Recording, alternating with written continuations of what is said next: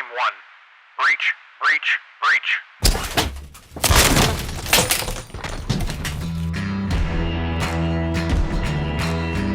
You're listening to Breach Your Mind.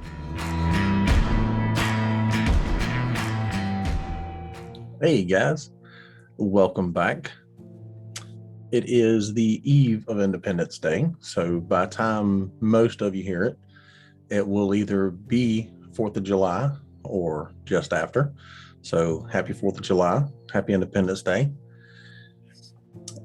Today's show is going to be centered around something that I've got a little bit of experience in. And I say a little bit of experience because there's really only one big example that I've got, at least in my life. And I'm sure if I sat down and thought about it even harder, I could come up with, probably a couple more, maybe.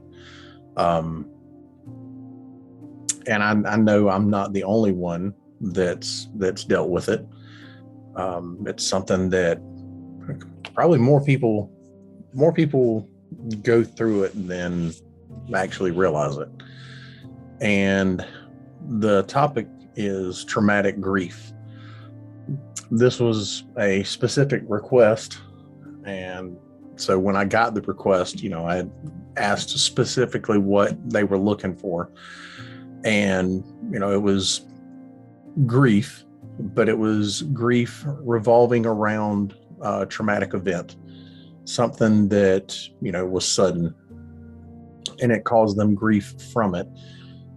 Traumatic grief does differentiate from regular grief because there are different side effects from it. There are different issues that come along with it.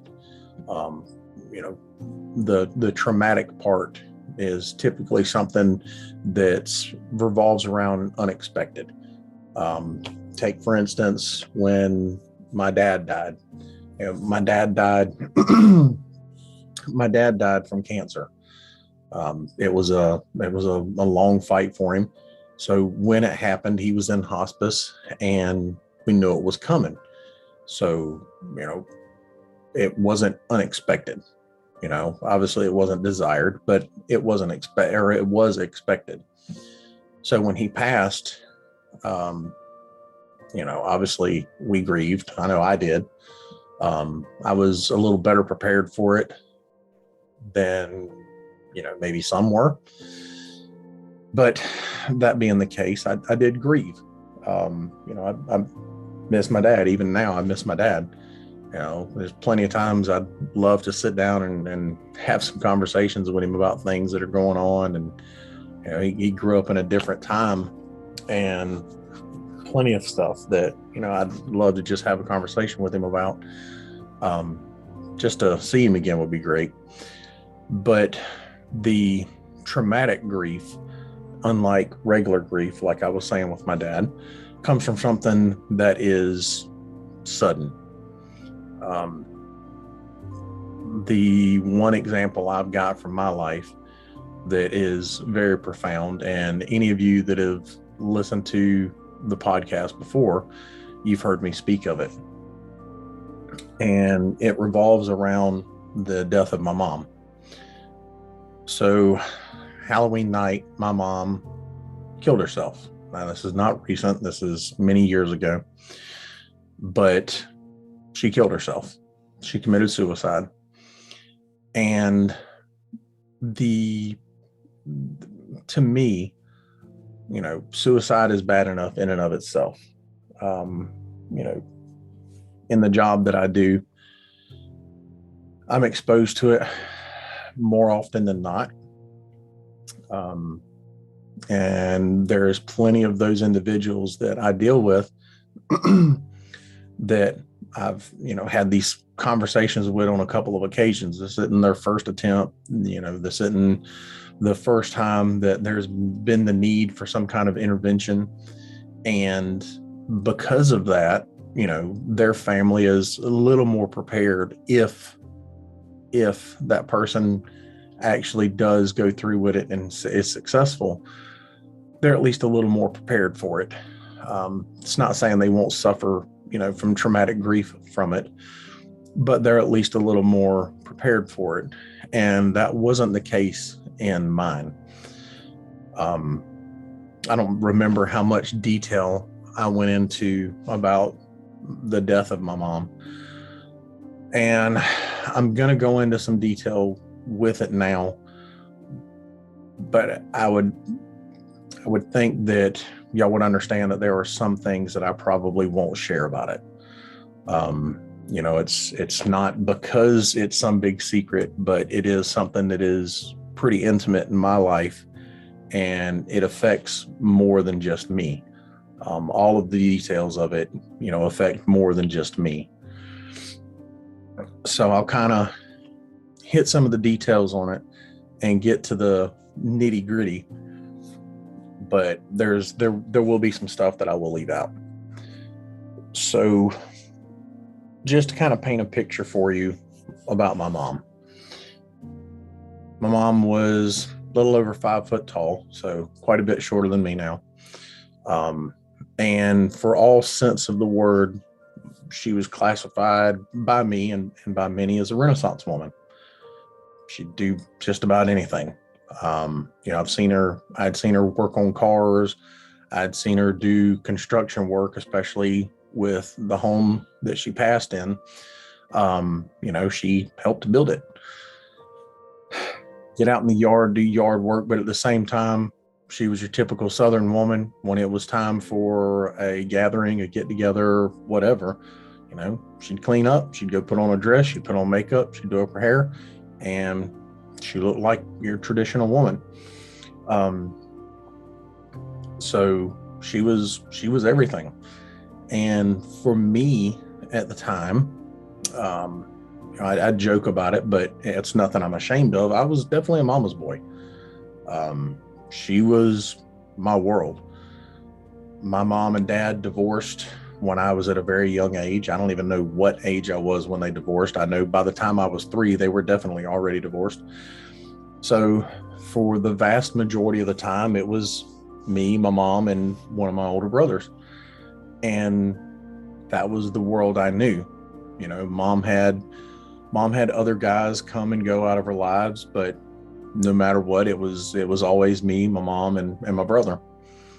And the way the custody situation was set up was we went to my dad's house every other weekend, and typically, we'd spend a couple weeks out of the summer there.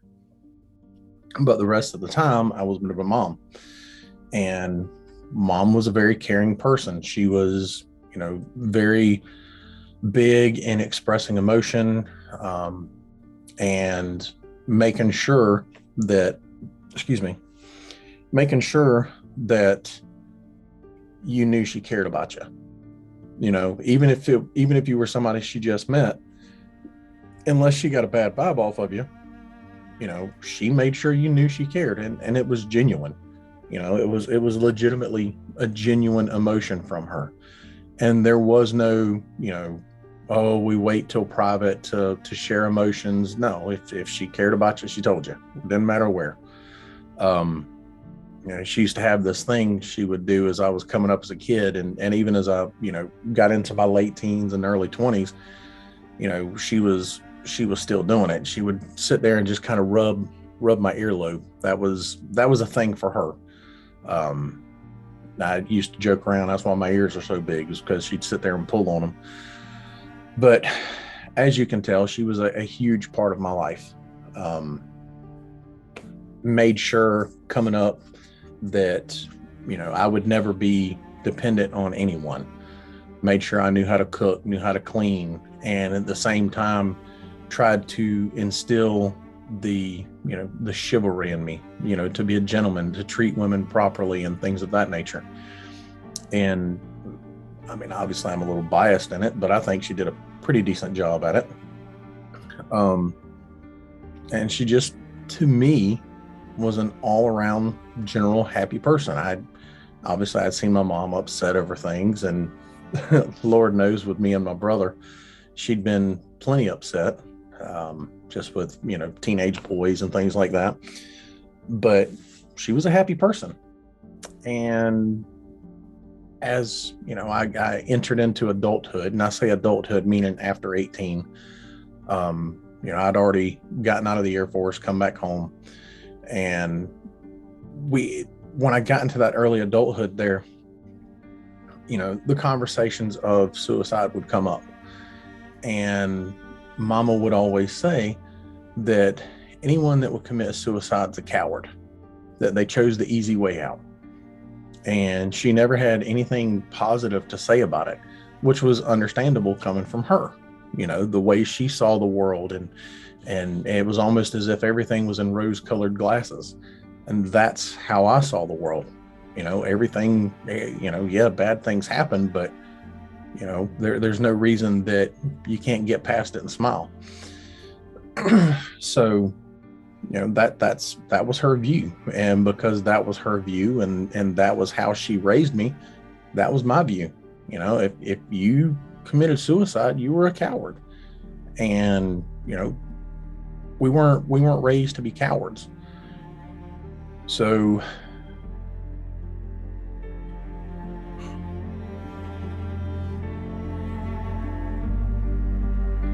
we had done trick-or-treating as a family the night before.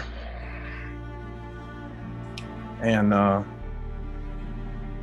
we'd gone out and in our neighborhood we lived in. And my mom and my stepdad brought the golf cart over and hooked the trailer up to it. And we had the hay bales on it. And we rode around the subdivision, letting the kids get off and go up and do trick-or-treating, and, all of us parents escorting the grandkids for them. And it was a good night. And once we got done, we got back to the house, and, they hooked the trailer back up to the truck, loaded the golf cart back on the trailer. And, my wife even remembers her and my mom having a conversation, about, how things were, going to happen, for next year, making plans for the next year and making future plans on that night. And that was on the 30th. So fast forward to Halloween night, the 31st. Show's probably, long been buried since then, but my wife and I at the time enjoyed watching a show called Dead Like Me. Goofy little show, but it was entertaining. And, we had some friends over and we were getting ready to watch our show. We didn't have DVRs and TiVo. TiVo was out, but we didn't have it. So we were legitimately, there was no recording it and coming back. So we were getting ready to watch the show. And I'd gotten a phone call from Mama. And I noticed her voice sounded different. And she'd asked me about something that was going on. And I told her, I said, well, no, I don't know, but I'll call and find out. Mind you, I'm not in my current profession at this time. The way I look at it now, I'm still baby fresh, smelling the Similac coming out from behind my ears. So I called to check on the thing that Mom had asked me to check on. And then I called her back and, updated her, let her know what was going on and everything was okay. And I could still hear that there was, there's something wasn't right. Mama didn't sound like Mama always sounded. She didn't sound as happy and as cheery. And, obviously knowing my mama, legitimately, I spoke to my mom just about every single day. There were very few days that went by that I didn't speak to Mama, unless she went on a trip or, something else, but it was very few and far between. So I noticed a difference in how my mom sounded, and, even went the route to asking her. I was like, Mom's, you okay? And her words to me were, yes, son, I'm fine. And I think we may have talked for another minute or so. And then, we said, all right. She said, all right, son, I'll talk to you later. I said, okay, Mama. I said, I love you. She said, I love you too. And hung up the phone. And I went and sat back down in the living room with my wife, and we started watching our show. everything seemed normal until it wasn't. So the phone rings, and my wife remembers this part a little better than I do. But, I believe she answered the phone, and she heard sobbing on the other end of the phone, and then the line went dead. And then the phone rings again, and I believe the way I've told the story and the way I remember it, and my wife can definitely correct me on it, but the way I remember it is I answered the phone, and when I answered, there was someone on the other end of the line and said, Mr. Strauss, this is so-and-so. We need you to come to your mom's house. There's been an accident. Obviously, I was immediately thinking the worst, but I wasn't thinking that something bad happened to my mom. There's no way. There's nothing that can happen to her. She's 10 foot tall and bulletproof in my eyes. But I kind of panicked a little bit. We get our stuff together, we get dressed, run outside, jump in the car. The wife wouldn't let me drive, which was smart. She wouldn't let me drive.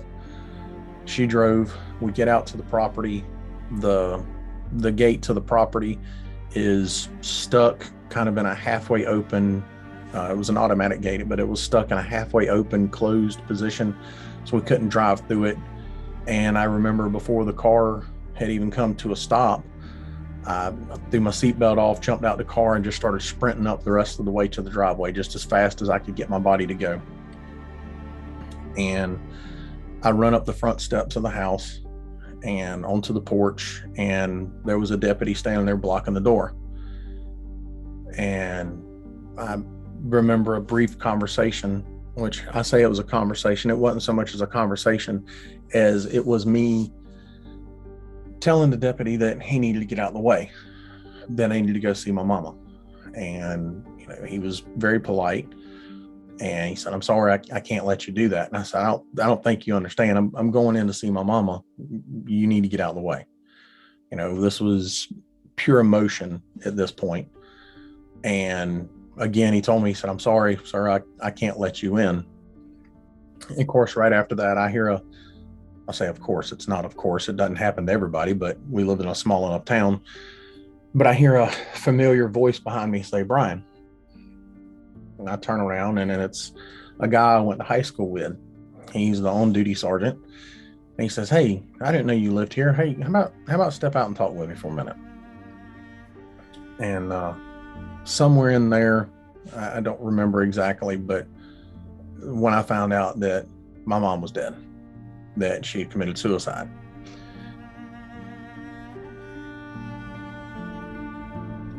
Everything around that point is how things transpired, the story I was told on how it happened and everything like that,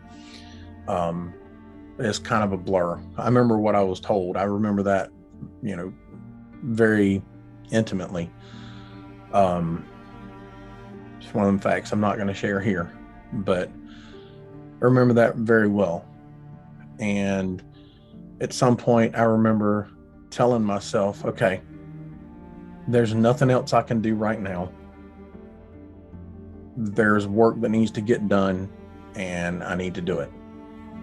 And as soon as I had the opportunity, I was able to get inside the house and get Mama's little book where she kept all the phone numbers and addresses of family and things like that. And I started making phone calls and started, letting people know that needed to know what was going on. And I can't even tell you what time of night it was. I remember that the fog had set in. They had a flagpole in the front yard with a light shining up on the flag, little flower garden around the flagpole. And I remember you couldn't even see the flag. You could just see the glow from the light that was shining up on it. It was real thick fog. I mean, in all honesty, it was pretty fitting, at least for my typical mindset. Afterwards, I remember, people telling me that when I switched my emotions over to trying to get things done, that people actually got a little concerned about me because I flipped the switch that quick. And it wasn't so much of a conscious thing, looking back on it now with the knowledge that I've got now. It was, I had to do something. I had to do something because I'm a big guy, and not being able to control my emotions would have most certainly have landed me in some trouble. I think everybody would have been understanding of it, but I would have definitely had some things I would have had to have answered for when it was done. So, we finish up what needs to be done there at the house, and had to go home. So I went back home, and the next few days are kind of blurry to me. I know we made arrangements and did things that needed to be done, and then eventually we had the service. And after that, it was the business of what needed to be done to handle everything was over. So I didn't know what to do after that. I didn't have anything to occupy my mind. Didn't really have a job to go to because I was self-employed at the time. My brother and I had a general contracting business. I think we had split the business at that point, and I was on my own, but I was self-employed. And I think I had one open job at the time. It was a small one, and I had contacted the customer and explained what was going on. And they were very kind and allowing me to process what I needed to. But I didn't have anything to busy my mind. So all I had time to do was think about everything. Think about how I was raised. Think about the conversations that me and Mama had.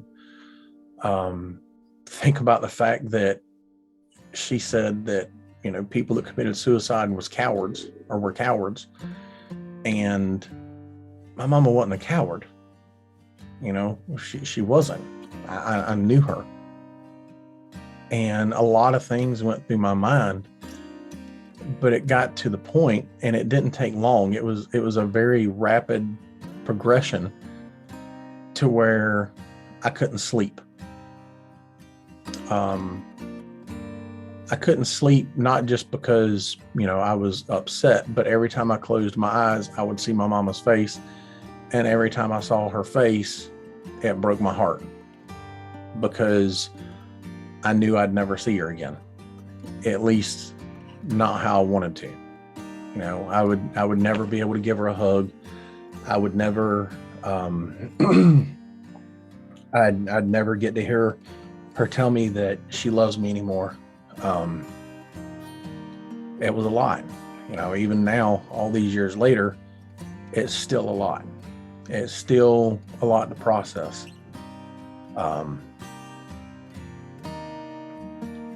Excuse me.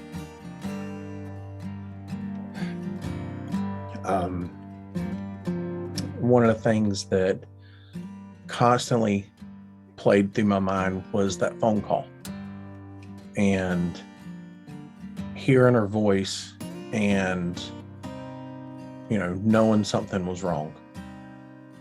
And even now, I still have guilt for that phone call.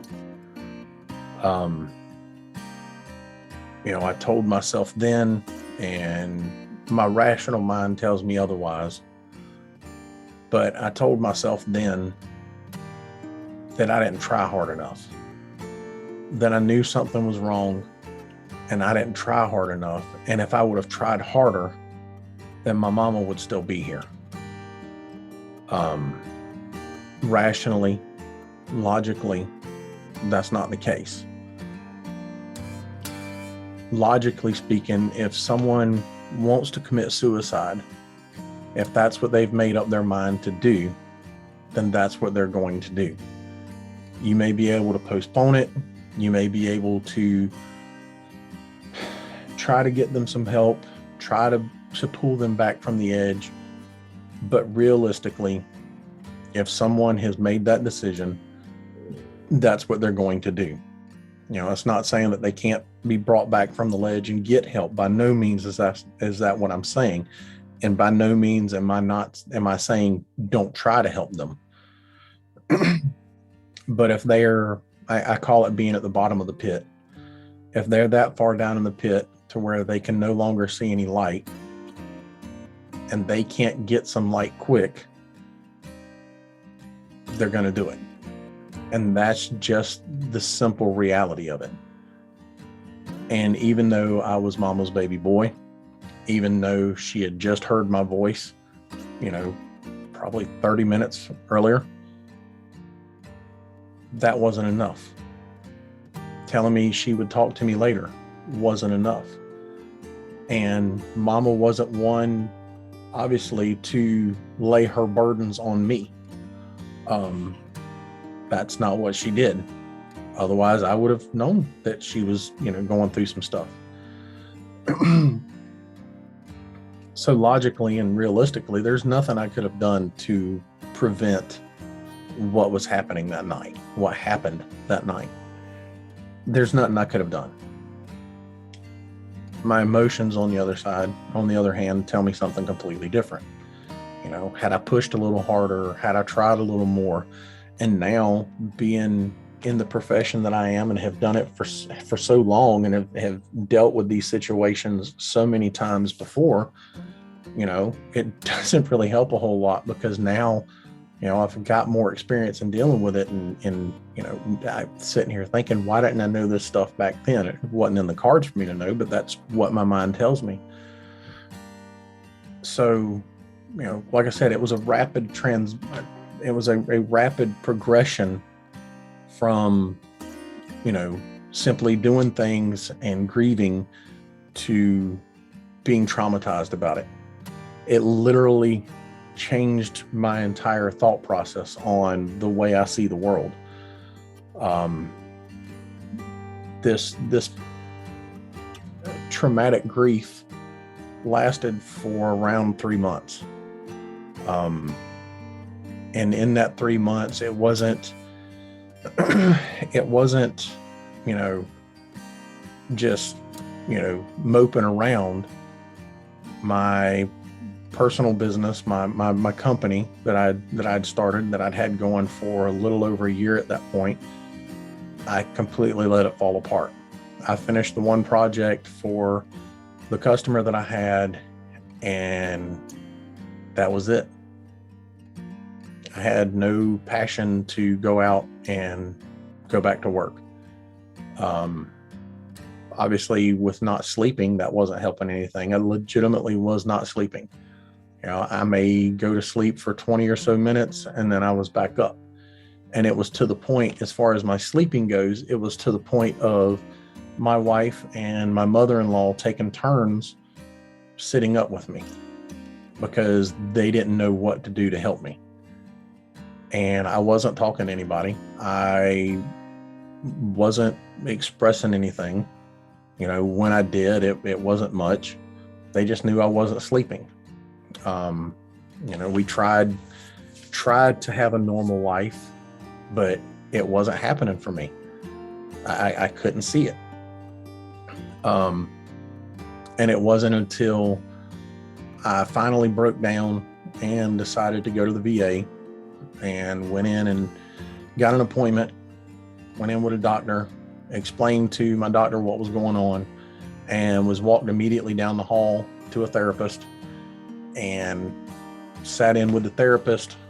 And I don't remember how long I was in there, but I was told by the therapist that, no, it wasn't depression, but I was grieving. And the biggest reason why I was not able to move past it was because I wasn't sleeping. Makes sense now. At the time, it didn't make any sense because, well, if all I needed was sleep, then I would just sleep. So the doc prescribed me some meds so that I could get some sleep. And I went home and I started taking the medication so I could get some rest. And I was able to start processing things then. But even once I was able to start processing and moving through the grief, it still had a lasting effect on my life. When I tell you that it changed the way I see the world, I'm in it. It completely flipped my world upside down. Everything that I knew that I could count on was no longer there. The world was completely different now.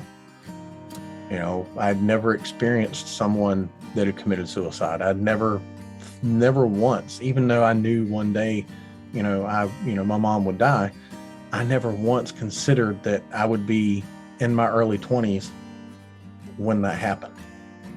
Never once. I think I was 24, maybe 24, 23, 24 years old when my mom died. Never in a million years would I thought that I would have lost my mom that early. She was 50 years old. 50 years old, and she was gone.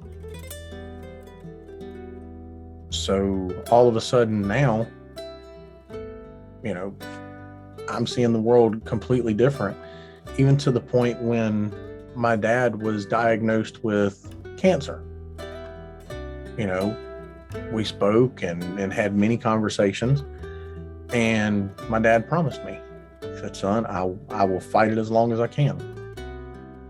He said, I'm not going to leave you like that. And I believe my dad. My dad was an honorable man. He was a man of his word. In my eyes, my dad was a man's man. But even with that reassurance from him, to me, it was any day Daddy was going to go take himself out. All of a sudden the world was no longer such a bright place. It was a lot darker. And even to this day, I still view things like I did then. Because that night, the rose-colored glasses were ripped off of my face. And it took a while. It took a while for me to get through it.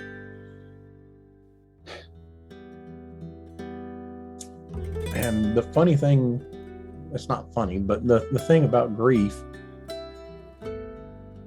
is what worked for me in getting through it may not be what's going to work with everybody else. With me, I needed sleep so that I could begin to process. Once I started that, it was opening up and talking to the people I love about what I was going through. Talk to them about how I was feeling. At one point, I was doing some work for my stepdad to earn money, and it was out at the property. And one of the things that I had such a hard time doing was, he's off doing his job in construction, and I'm there at the property by myself. And I would look back towards the front porch of the house where Mama always sat. And Mama was always there. Mama always sat in the same chair all the time. When she wasn't in the office doing work, she would sit in that chair. She wasn't one for really sitting around inside the house. At least then, she wasn't one to sit around inside the house. She was always doing something. So every time I looked back at the porch, I expected to see Mama there, and she wasn't. And at the time, I'm out there on the property doing work by myself. So there was literally no one else. So I would look back at the porch expecting to see Mama, knowing she wasn't going to be there. And it would break my heart every single time I looked back. And I was having to deal with that. I was going home and telling my wife about it. Today I broke down. I looked back at the house and I really wanted to see Mama on the porch, and she wasn't there. And I know she wasn't going to be there, but it doesn't change anything.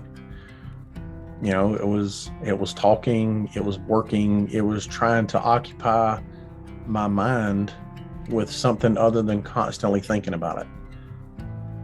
And eventually I was able to start moving forward and returning to my new normal. And I say it that way because when you lose someone you love, especially in such a traumatic way, there is no normal anymore. You know, with Mama, she was such a big part of my life. There is no normal without that. You know, so you have to make a new normal. And that new normal for me didn't include Mama. And it wasn't until I got into my current profession where I was actually able to really come around with everything. I'd worked a couple of calls, but when I was a rookie, there was a particular call where it was a suicide, and I wound up eventually standing on the perimeter holding the crime scene log, and I wound up talking with the family members, and I was able to at least understand what they were going through, because this was traumatic to them. They weren't expecting it, but I was able to understand what they were going through.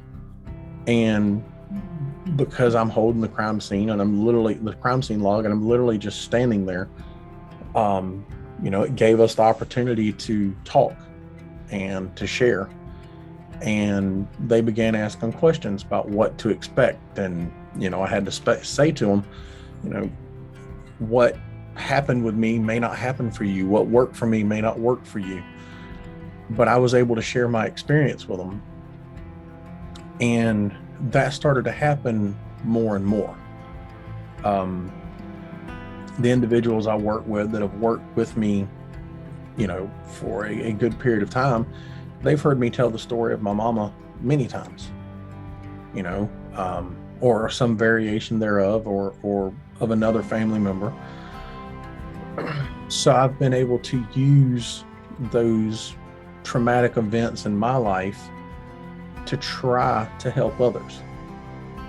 And that has been a huge help for me. You know, it doesn't make it okay. It doesn't make it go away. But it allows me to try to have some kind of positivity out of the loss of my mom. I'm able to try to do some good with that trauma and with what I went through. And that helps. You know, I'll never forget that night. I will never forget what I went through and the emotions that I felt. You know, just sitting here trying to tell y'all about it now, something that's, you know, deeply personal to me, it still chokes me up. But if it can help, it's worth it.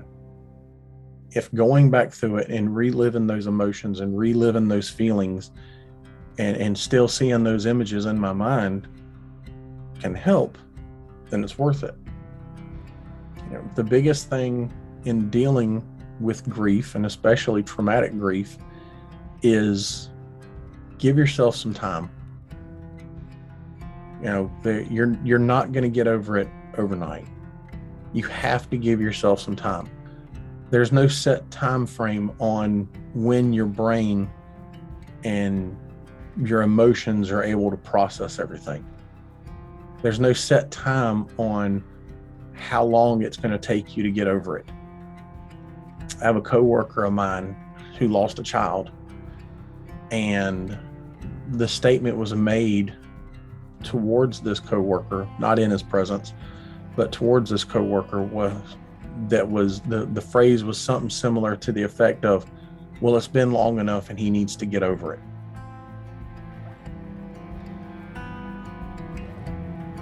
I don't know who thinks they have the right to dictate that for anybody. You know, especially in that particular person's situation. You know, it wasn't a longtime friend. It wasn't, you know, a sibling. It was way more intimate than that. And for someone to be so cold and callous to say, well, it's been long enough, they need to get over it. It doesn't sit right with me. As someone who has dealt with traumatic grief in my past, and I know what I went through with it. Didn't set right with me at all. I'd had conversations with this particular individual, and we all process it differently. There's no time frame on it, and you got to give yourself a break. Give yourself a break in dealing with it. You're going to have emotions over it, and you need to let yourself feel those emotions. You don't have to let it be out in public, and even if you don't want to do it with your significant other, you have to let yourself feel those emotions. If it's welling up inside of you and you need to let it out, then let it out, because bottling it up doesn't do anything. It only makes the trauma worse, because now you feel like you can't even have a break from the grief. So give yourself a break. Give yourself some time. Give yourself a break. And I can't encourage it enough. Talk to somebody. Whether it's a significant other, whether it's a best friend, whether it's, someone that you can confide in, whether it's someone with your church, someone with clergy, go to therapy. They're an independent party. They have no emotion one way or the other towards how you feel. The only thing they're concerned with is helping you. They're a third party in the whole situation. Go talk with them. I hate the stigma that surrounds therapy. There's a huge stigma that surrounds therapy, especially for those of us that are in the public safety work or any type of work where you're expected to be fearless. The boldest of the individuals, the most courageous of the individuals. The stuff we all have to deal with, it takes a toll on you. And even if you're not in one of those professions, even if you're, the general person that's, working a regular 9-to-5 job, we all go through things. And the stigma that's around, mental health, the stigma that's around seeking therapy, it's got to stop. It's got to stop at some point. I've told people before, it's okay to not be okay. It really is. If there's somebody I work with that's going through some stuff, and I know they're going through some stuff, and I know they're not okay, it doesn't make me trust them any less. It makes me want to help them more. If in my job, if I have to go do something dangerous, I'm obviously going to make sure their head's squared away enough to be able to do it if we're there, but I'm not going to shun them for it, because it's okay to not be okay. Everybody deals with crap. Everybody has to deal with crap. How we deal with it is different. Everybody's resiliency is different. How you were raised, what you went through in life, what your upbringing taught you. All of those things build our resiliency. And if you've never been through traumatic situations, you may not be ready to handle those things, and that's okay. Hopefully less people have to go through those kind of things, but I know the world we live in, and that's just not going to be the case. So we've got to get rid of the stigma that follows this stuff. If you're somebody that's dealing with it, reach out to somebody. If it's not a professional, make sure whoever you're talking to is somebody that's got a sound mind, that's going to be there just to listen. You don't always need advice. Sometimes you just need to get it off your chest. Sometimes you just need to hear the words come out of your mouth yourself. Because sometimes hearing them come out of your mouth helps them be real and helps you process. Everything else, it's a crapshoot. What's going to work, what's not going to work. You know, I can't say it enough. What worked for me may not work for you. It might. I don't know. And there's no way for me to know. But the biggest things are giving yourself some time and give yourself a break. It's okay that you're not okay. It's okay that you're hurting. Give yourself a break. Quit being so hard on yourself. Quit telling yourself, I need to get over this because I've got to do such and such. You're hurting. And that's okay. Manage it. Work with it. Feel it. Feel your emotions and process them.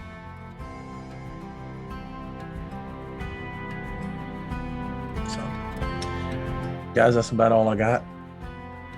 As always, I appreciate your time. Hope I didn't drag on too long, but this one was one that was a little bit closer to home for me. If you are somebody that's dealing with traumatic grief, grieving in general, or dealing with anything, reach out to somebody. You can always reach out to me. You know, I'm by no means am I a professional, and I speak only from my experiences and what training and knowledge I do have. But reach out to somebody. You don't have to do it alone, and you're not the only one going through it. So reach out. Okay? I appreciate y'all's time, and until the next time, stay safe. See you around.